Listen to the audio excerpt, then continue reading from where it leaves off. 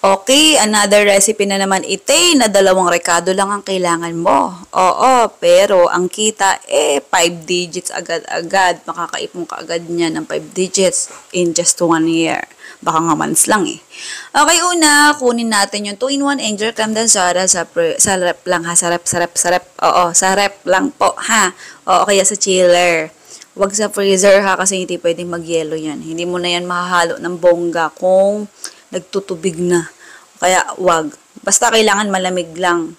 Kung meron kang styro chiller dyan mo na lang lagay. Tapos haluin mo lang yan hanggang sa mag-double yung size. Ganun lang. O, di ba? Napakabongga. Sobrang bilis. Okay, next.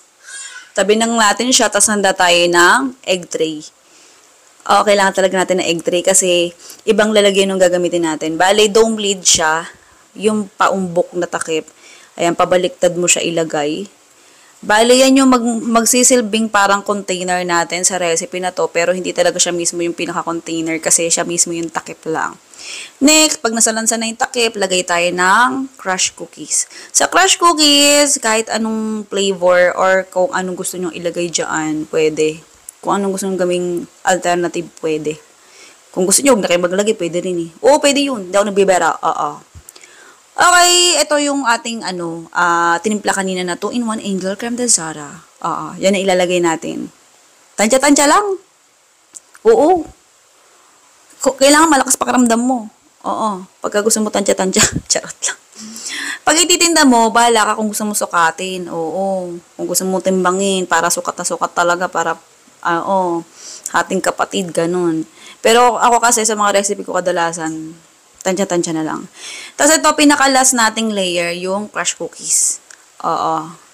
Trip ko maglagay, gusto ko. Para hindi siya masyadong liquid sa pinakalabas. Tsaka para pag tumigas ay mas solid siya. Ganon. Yung tipong medyo halimbawa, lusaw-lusaw na siya. Hindi agad maglulus yung pinaka-bottom part kasi may crush cookies, may solid na part. Diba, bongga? Isip ko lang naman yun. Tapos ayan, takpan na natin siya. Okay, habang tinatakpan natin siya, comment ka naman sa baba kung taga saan ka. Malay mo, ikaw na susunod natin na mabigyan ng libreng electric hand mixer or silicone utensils. Okay? Sobrang dali lang niyang takpan, sobrang dali lang din niyang gawin. Medyo, nakakakaba lang pagka tinatakpan siya kasi ingat ka lang sobra. Doble ingat lang sa pagtakip nito kasi kailangan, kung mabigat ang kamay mo, pilitin mong gumaan kasi konting galaw lang dyan, konting sangga lang, tatabingi agad, tutumba agad dyan kasi nga dome siya, pabilog. Tapos yung pinaka-egg tray natin hindi siya as in lapat na lapat yung sukat niya. Kaya ingat lang. Okay? Ayan. Tapos habang tayo nagtatakip pa rin at di pa rin natatapos, ayan, chismis ko lang sa inyo. Yung costing nasa dulo ng video, pwede mo na i-forward kung gusto mo na makita. Tapos lagay lang natin siya sa freezer. Thank you Lord, may freezer na kami. 2 pinto pa. Thank you Lord. Nakakagawa na ako ng mga gantong recipe na dati hindi ko magawa-gawa. Kasi lagi yung rep namin ng liit, hindi kasya. Diba bongga, nag-drama palala niya. I appreciate natin lahat. Maliit o malaking bagay man, basta galing yan kay Lord sa pagsisikap mo. Okay, pagkalipas ng isang araw, ayan. Kinabukasan ko na kasi to tinanggal sa freezer.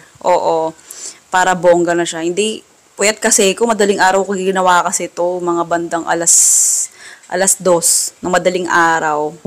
So, tanghali na ako gumising, tapos pagod-pagod pa. Kaya ayan, mga bandang alas 4 naman ng hapon ko siya tinanggal sa freezer. So, ganyan itsura niya. Pag tinanggal mo siya sa pinaka-container, ganyan lang. Ipupush mo lang yung pinaka-itaas, yung top niya. Tapos, tsaka mo siya unmold, ganun lang. Pag naramdaman may bumagsak na yun. Ayan. Hindi na makakapit yung gilid niya kasi nga ice cream naman. Habang tumatagal sa labas, medyo naman yan nalulusaw-lusaw naman yung bandang gilid-gilid. Kaya, don't you worry, hindi mawawasak yan. Huwag mo lang pisilin. Ayan. Yung lista na recipe at costing, bali, kailangan mag-costing ka talaga para malaman mo kung magkano mo siya kikitain or kung magkano mo siya ibebenta. Kung wala kang costing, malulugi ka, maniwala ka. Huwag basta gaya lang ng costing sa iba. Sige na, love you.